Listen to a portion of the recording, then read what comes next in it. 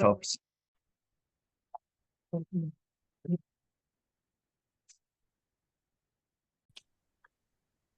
Okay, so we're going to do Parshas Lecha. That's where we left off. Yeah, that is the Parsha. So the topic that we're going to do Shlishi. So if you have a Chumash, it's on page 58. It's Perik Yud Gimel. Shlishi starts with Pasuk Hey, but we're going to really start with Pasuk Aleph. And I entitled this Shiur, Lot, When Wealth Corrupted. Lot, when wealth corrupted. It's a very sad story. If you think about it, Lot is one of the most disappointing figures in Tanakh.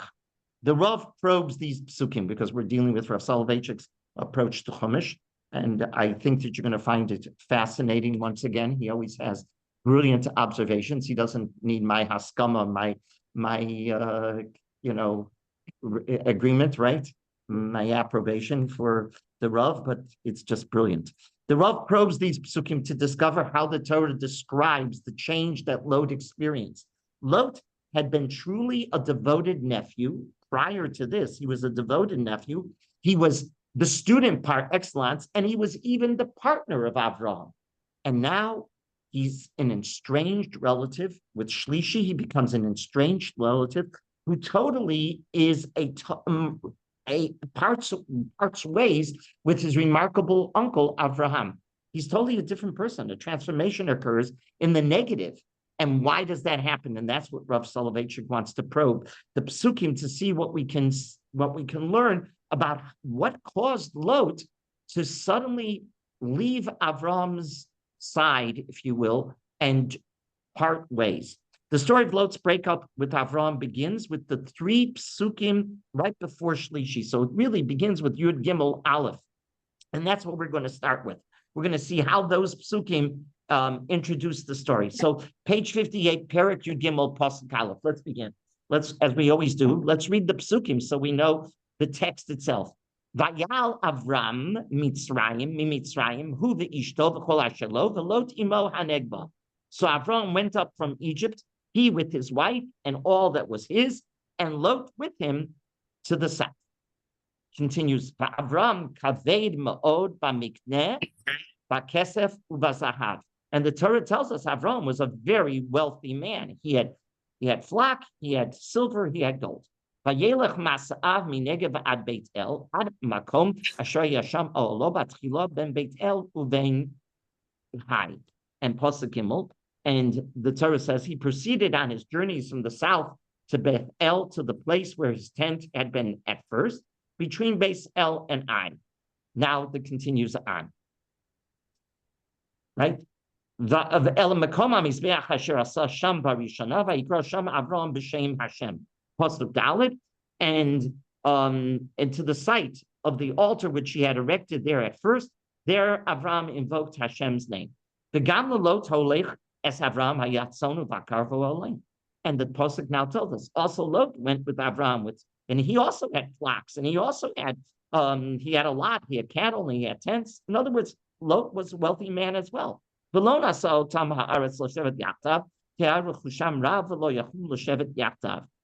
the land could not support them. Dwelling together, for their possessions were abundant, and they were unable to dwell together. Pasuk Zayin. Vayiriv ben ro'ei mikneh Avram ben ro'ei mikneh Lot. V'aknani v'akrizi az yoshev ba'aretz. And there was quarreling between the herdsmen of Avram's livestock and the herdsmen of Lot's livestock. The servants were arguing, and the Canaanites and the Perizzites were dwelling in the land at that time. Vayomer Avram el Lot. So now Avram calls Lot, and he says, "Listen, Lot. We can't have this kind of a relationship. We can't have this split. We can't have this riva. We're related. This is not the way to treat each other. Achim doesn't mean, as Rashi notes, Achim can't be literal. They're not brothers. There's an uncle and a nephew. Achim means relatives here. Hello, he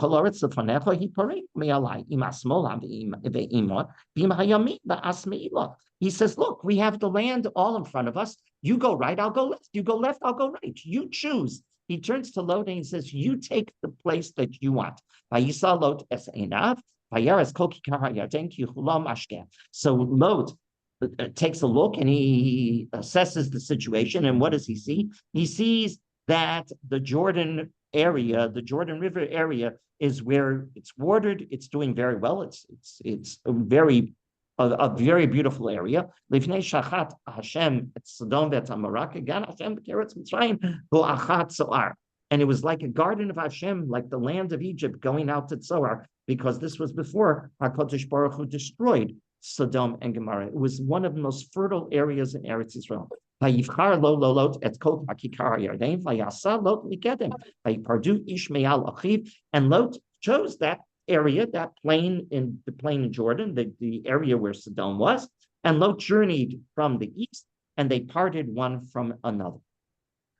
Avram yashab beretz Canaan, Lot yashab barei hakikar vayal ad Sodom, and Avram dwelled in the land of Canaan, while Lot dwelled in the cities of the plain and pitched their tents as far as Sodom. And the people of Sodom were evil in the eyes of God. And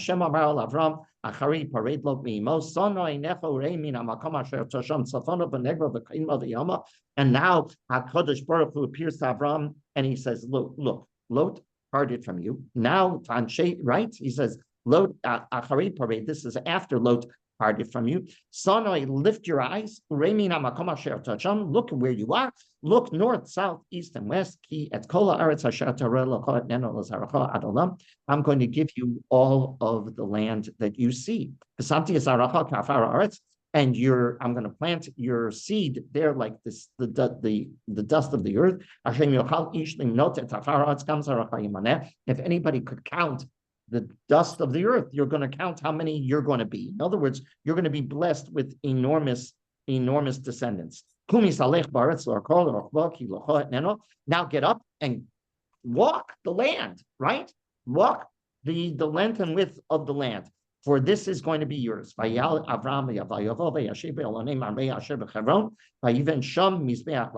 last pasuk of this story, and Avram moved his tent and came and dwelled in the plants of Mamre. And there he built a Mizbeach to God. That's the story. So let's go back and let's see Perek Yud Gimel Pasuk Aleph. The Lot. Let's see what we can discern from the Psukim and how Rav Soloveitchik understands it. He says, "Vayal Avram Mitzrayim." Now they went up from Mitzrayim. Hu v'ishto v'chol asher lo.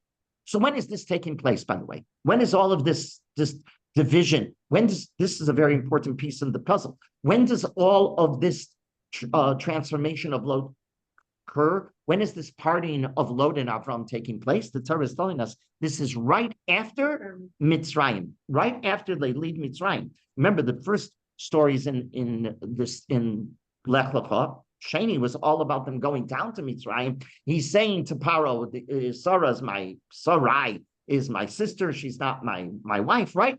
Etc., etc. And that whole story about how they lived in Mitzrayim and then they got kicked out of Mitzrayim by Paro. This happens right after that. And take a look here. Vayal Avram Mitzrayim hu v'ishto v'chol asher lo v'lot imo hanegba. V'lot imo hanegba. What is that? V'lot imo hanegba. And Lot with him went Negba. This is the turning point for Avram and his nephew Lot. And it's all depicted in one word. Go back to Yud Beis Daled. Yud Beis Daled. You got to see this, and you'll see the difference. Vayelech, page 54. Vayelech Avram kasher diber elav Hashem. Vayelech, what's the next word? Ito Lot. Avram ben Chamesh Shamnim Shim Shamnab Seisam Paran. And how did they go when they're leaving on this great journey of Lech Lecha at the very beginning of the parsha? Lot is Ito. What does Ito mean? He's with him, literally with him. He's like a sidekick. He's there. Then the next pasuk even makes it clearer. Take a look. What does that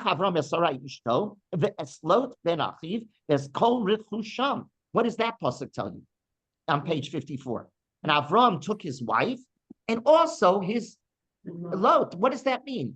That they're on the same level. It's one happy family. And what about their wealth? There's kol rechusham. It was united. It was one bank account, not two bank accounts. That's when they went down to Egypt. Now this pasuk. Now let's move to page 58. Perik Yud Gimel Pasuk Aleph, suddenly things change. Ayal Avram Mitzrayim, Hu v'ishto, Hu v'ishto. What does that mean? Avram and Sarai, the Lot, the Cholashelo, right? And all that they had, the Lot imo hanegba. Is Lot going down, leaving Mitzrayim like he went down to Mitzrayim? No, he went down to Mitzrayim as part and parcel of Avram and Sarai's family. He was an equal member. Now the Torah is changing the word, and it's no longer ito, it's imo. And that Rav Soloveitchik focuses on heavily. He says, there you got it. There's a split happening. They went down with one bank account. Now they're going to have divided wealth. All has literally unraveled. This is something else that also should not be missed. Apparently, when they went down to Egypt, Avram shared his wealth equally with Lot, right?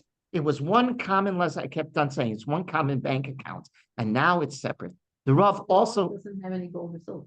I'm sorry? Lot does not. No, it's not mentioned, but you assume that he's very wealthy. Whatever he has, he's very wealthy. And what is in the bank account, I don't know. But he's a very wealthy, the Torah is telling us, right? The Rav also corrects an impression that we have when we read these psukim. We have the impression that everything happened 1, 2, 3. Avram went down to Mitzrayim. Avram got kicked out of Mitzrayim. She was taken. Avram went down to Mitzrayim. Sarai was taken. Sarai was right away. Paro realizes it's his wife, and they're deported. Like it happened in less than a week's time.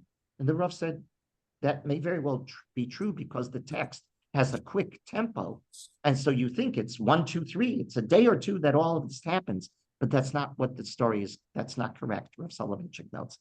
We have Avram living in Egypt quite a long time. How long, the Torah doesn't tell us, but this is not a 1, 2, 3 story. It is much, much, much, much longer than that. And that's what's happening here. It's Paro decreed their deportation only much later. Why is that so important, Rav Soloveitchik says? Because that gives Lot time to really get used to the culture of Egypt. And he falls in love with the culture of Egypt. That's why that's so important. Lot decided that the culture, you have to have time to learn a culture of a country. If it was 1, 2, 3, that wouldn't have been so. And that's why this is so important. The Rav said this story is very familiar to all of us. It happened in America as well. Jews came to America, they fell in love with America, and they assimilated. That's exactly what Lot did, right? What was the story when we came over from Europe? They say they threw the tefillin overboard, right? That was the expression is. He was. That would argue for a quick change. No, they came. If they threw the tefillin over, that's true. But they came to America and they didn't want to have anything to do with religion, right? They became very impressed with the famous at the turn of the century and up until through the 60s, through the 70s. You had a 6-day work week, and people had to work on Shabbos, or else you lost your job. And those who were Moser Nefesh really did lose their job, but it was very, very difficult. They say the Hashkama Minyanim in shuls were created in the 30s and 40s and 50s. Why? Because the men would go to shul on Shabbos morning and then go to work. Mm-hmm. That was, in many of the communities, that's the way it was. So he becomes interested in the culture because he has time to absorb it. But Avram clearly took a different approach. Avram was the opposite of Egypt. And what is Lot choosing? Lot is choosing, I'm not interested in this. I'm not interested in what he's offering at all. My uncle is offering sacrifice. I'm not interested in sacrifice. Mm-hmm. And you must appreciate, this must have been an enormous disappointment for Avram. Lot no longer is Avram's poster boy, right? That is an enormous, and that's important to note here.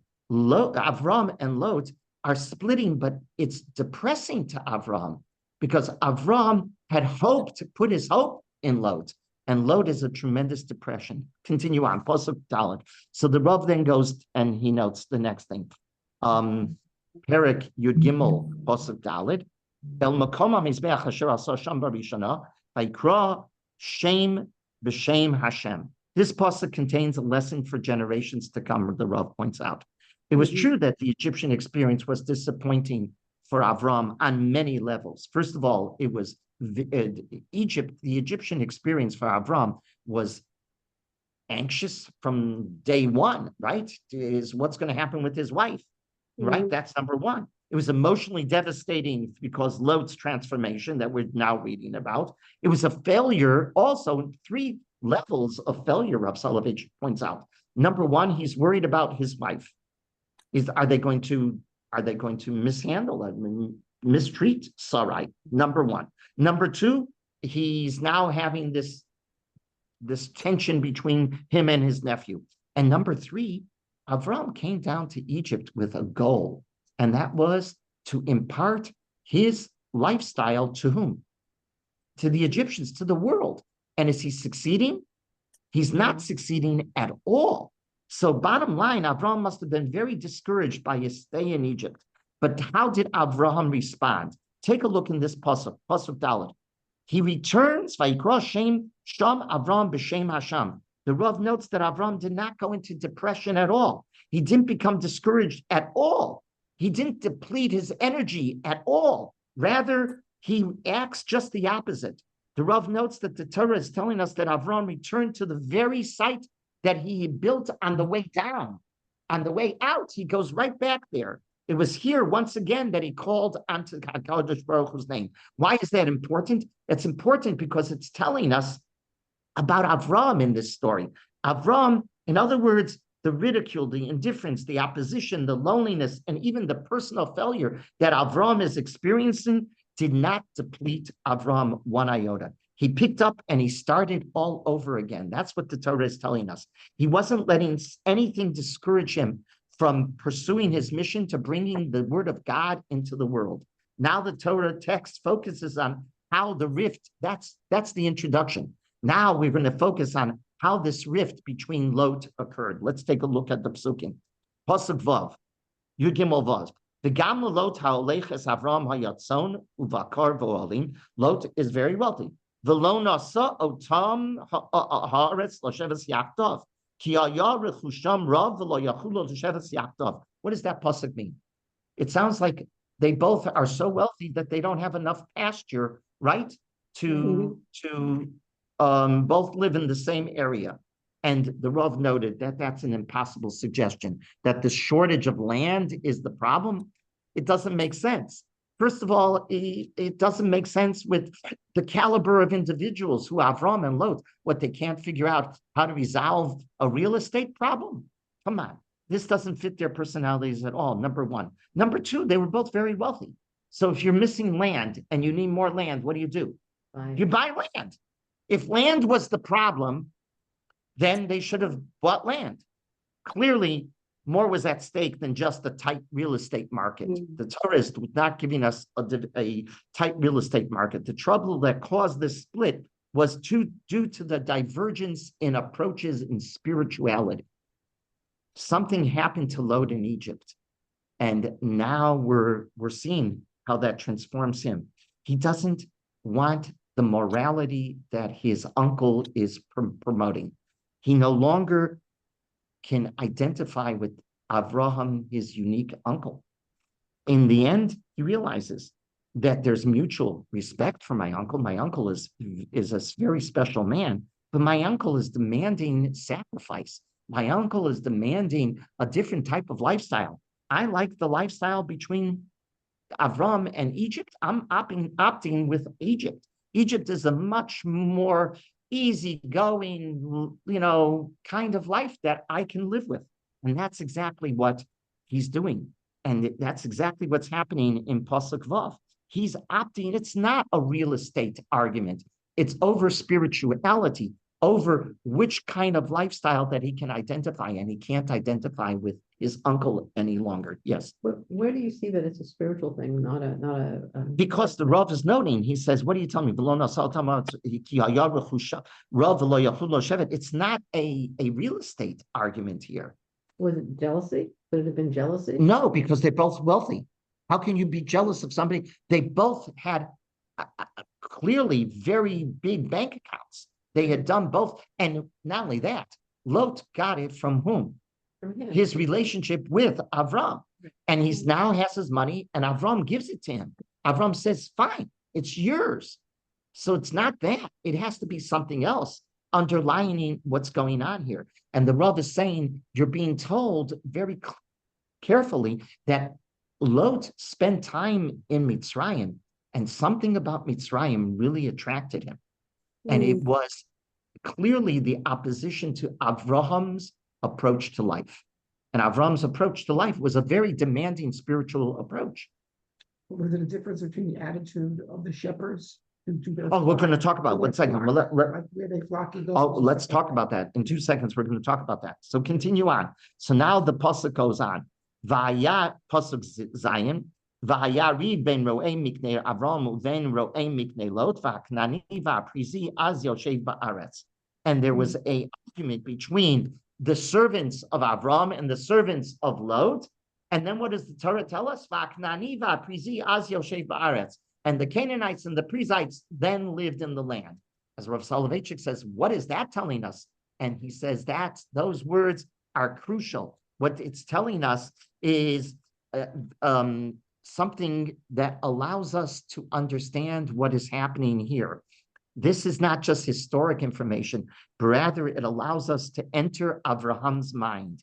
It gives us an appreciation for what Avram's deliberation telling us. The Rav reads those words as, now we're going to go into what's Avram thinking about what's happening and with Lot. The Torah is telling us that Avram took into account that he had no desire at all to make his argument with Lot public information. This was a private family problem. Va'knani va'prizi az yoshev ba'aretz is what Avraham is processing. Avram realized, why are you being told? In other words, you have a lot of nations around you looking in. How are you going to react? Are you going to let them know, or are you going to keep this very quiet? And you're getting the mindset and insight into the mindset of Avram. Avram says, well, I have two possibilities here. Either my rift with Lot is going to be a private family rift, or my rift with Lot is going to be what? A public. And everybody, everybody in the city, everybody in the country is going to hear about it. Remember, Avram is Elon Musk of his time, if you will, right? He's very, very powerful and wealthy. He's amassed an enormous wealth, and with wealth comes, we know that, with wealth comes power, and with power comes influence. And that's what Avram is, not just a schnook walking the country. Avram has become a major figure, and Lot with him. Now, what are you going to, is it going to be on the front pages of the papers? That's exactly what you're being told. There are countries looking in, if you will. There are people looking in on Avram. And how is Avram looking at it? And he realizes at that moment, as the Rav notes, that the last thing he wants is that this should spin out of control, and he would be forced to have everybody see the rift as a major rift in his family. He does not want the debate with Lot to go public at all. On the front page. That's right. Why? Because the Rav points out, Avram would then have to respond, which So you also would take away from all his teaching. If he's Avram would be interviewed by the paper. What happened? Why is this happening? Why can't you guys get it along? And Avram would then have to preach the validity of a lifetime of righteousness and justice. And Lot would be interviewed, and Lot would be giving the opposite, right? Avram would preach a faith in one God, and Lot would be preaching the opposite, a multiple gods and idolatry. This kind of debate he didn't want on the front pages at all. That's what the Haknani Va'aprizi Oz Yoshev Ba'aretz is teaching us. It's important information because it gives us this insight. There was no benefit in Avram's mind gained by a public spectacle of the rift between him and his nephew. It would be highlight that Avram wasn't able to influence his nephew to live his lifestyle. And what do you think that would mean? It means my lifestyle of demands is too demanding. My own nephew who went with me on this journey has left me. That means nobody else will adopt it. And that's the last thing. Remember, what's driving Avram? We were told that by Rashi at the very beginning. Avram is Megayer es Anoshim, the Sarai Megayeret es Nashim, right? Avram's going out with a mission to spread the word of monotheism to the world. And if he allows Lot's rift with him to go public, it'll do enormous damage. And he realizes that. That's one of those words, how I would never have thought of that when I look at this, but Rav Soloveitchik read the Torah differently than I, right? Is profound words that it gives us that insight into understanding what Avraham was thinking at that moment. Continues on the Rav notes. Pasuk Ches.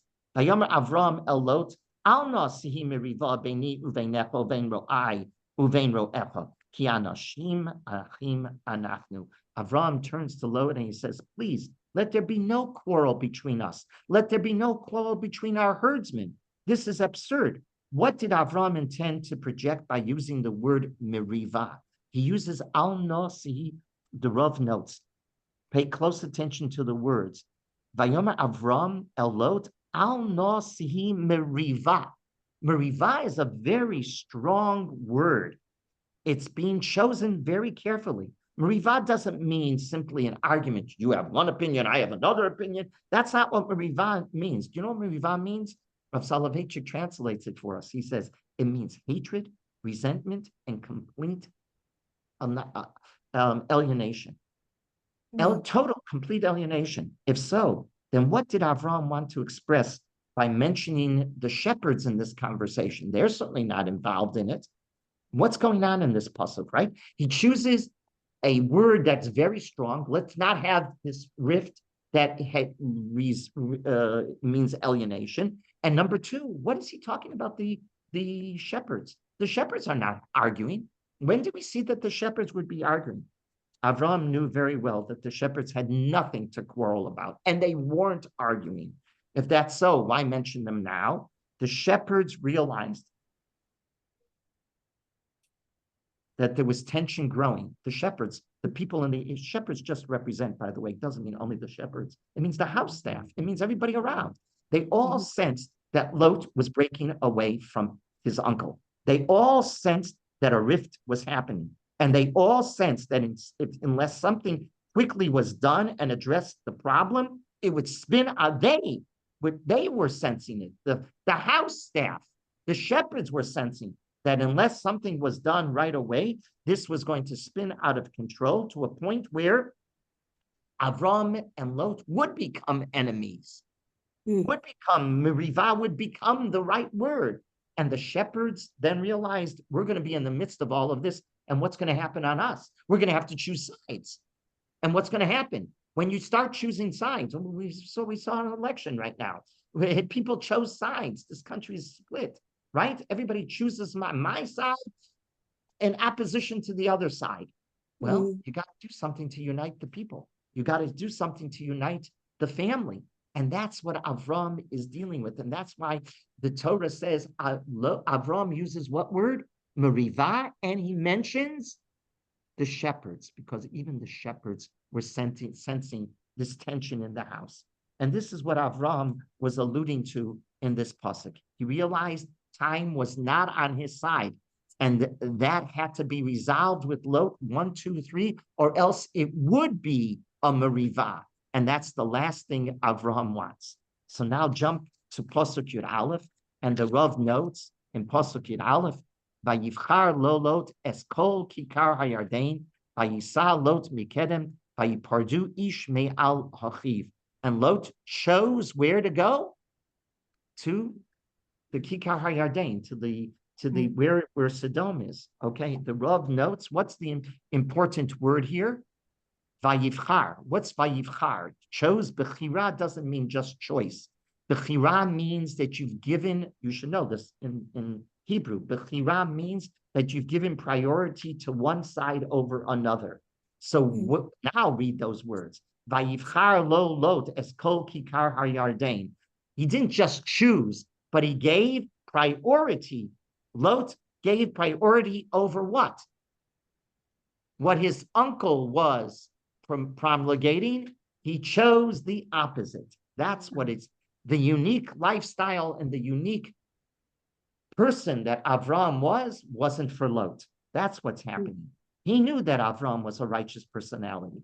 He knew that he lived a very special life. Lot knew that. Lot lived with his uncle. And yet he knew that that required hardship and sacrifice to live with Avram.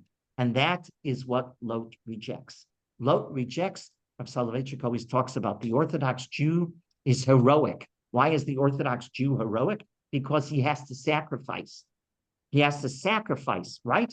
We sacrifice all of the time. We sacrifice when it comes to a 3-day yontif, right?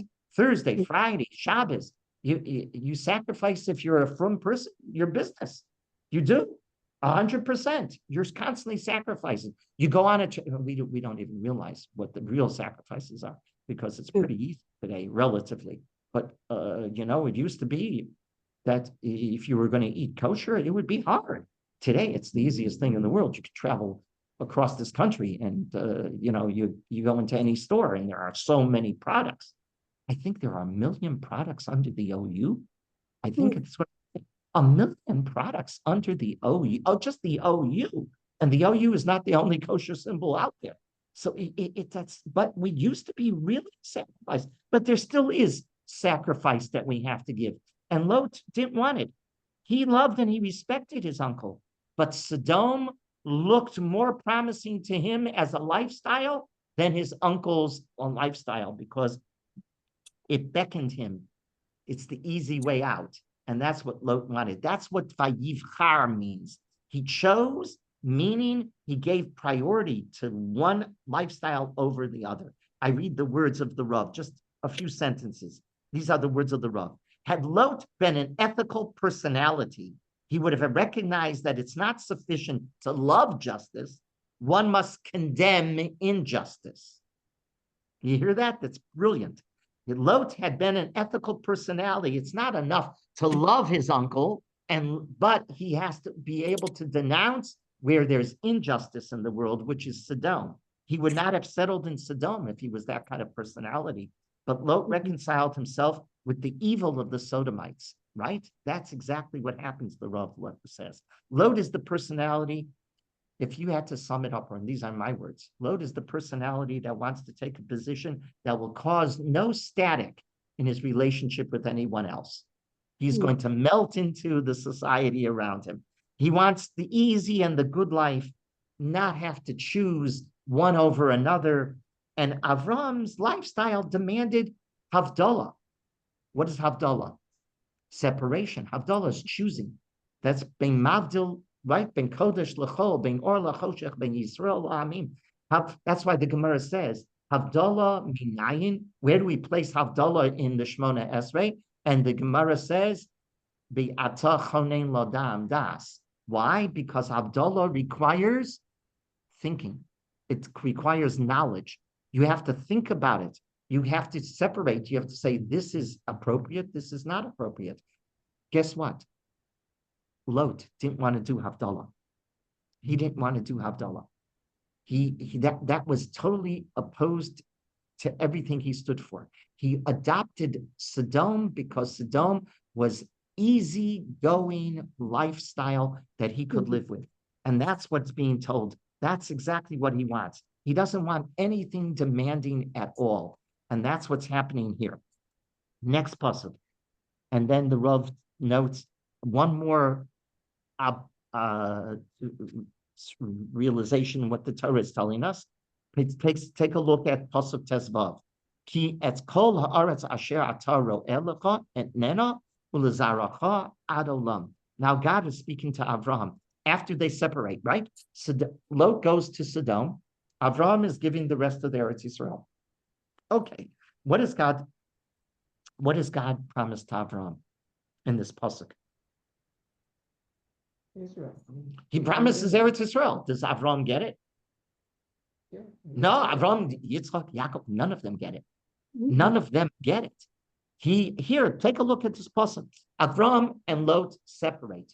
Avram represents sacrifice. Lot doesn't want to have anything to do with it. Okay, he goes to Sodom. Then the next part of the pasuk is what happens then.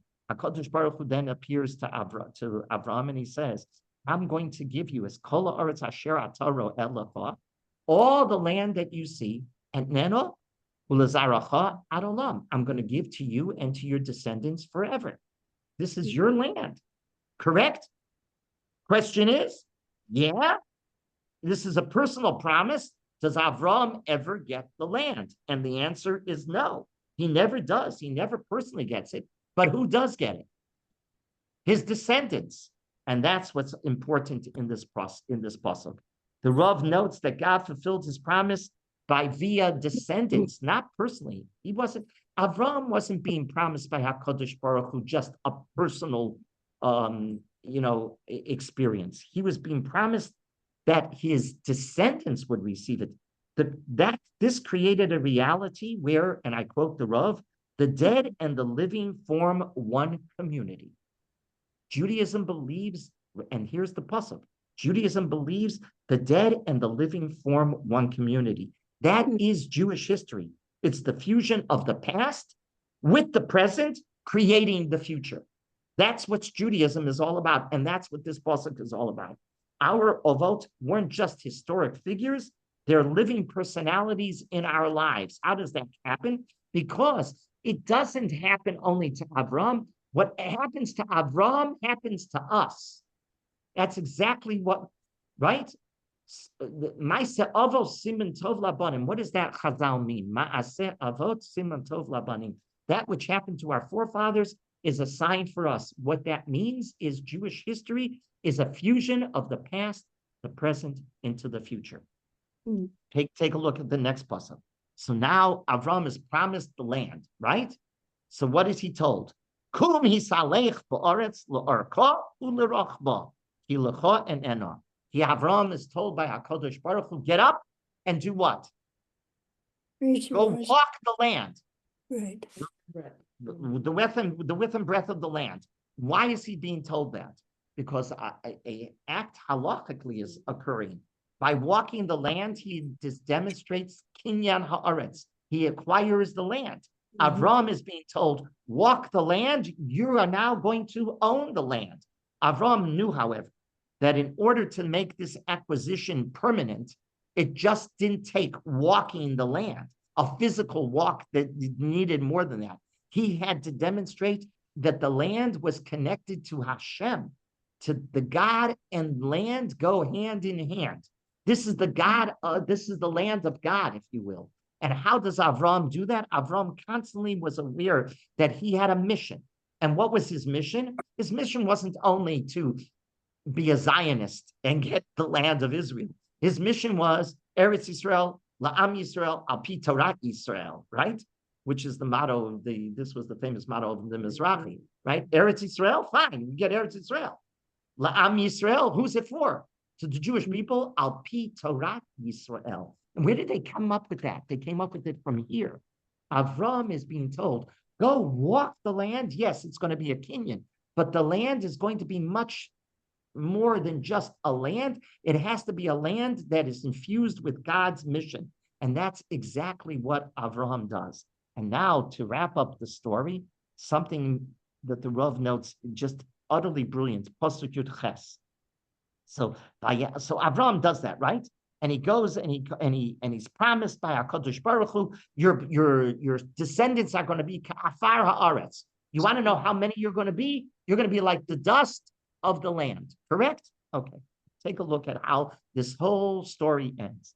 Vayal Avraham vayavo vayeshev be'elonei marmei asher bechevron vayiven sham mizbeach laHashem. And what does Avraham do? So Avraham moved his tent and came and dwelled in the plains of Mamre, which are in Hebron, right there. He moves up to Hebron. And by the way, where does Sarah going to die? In Hebron, right? And he built there what?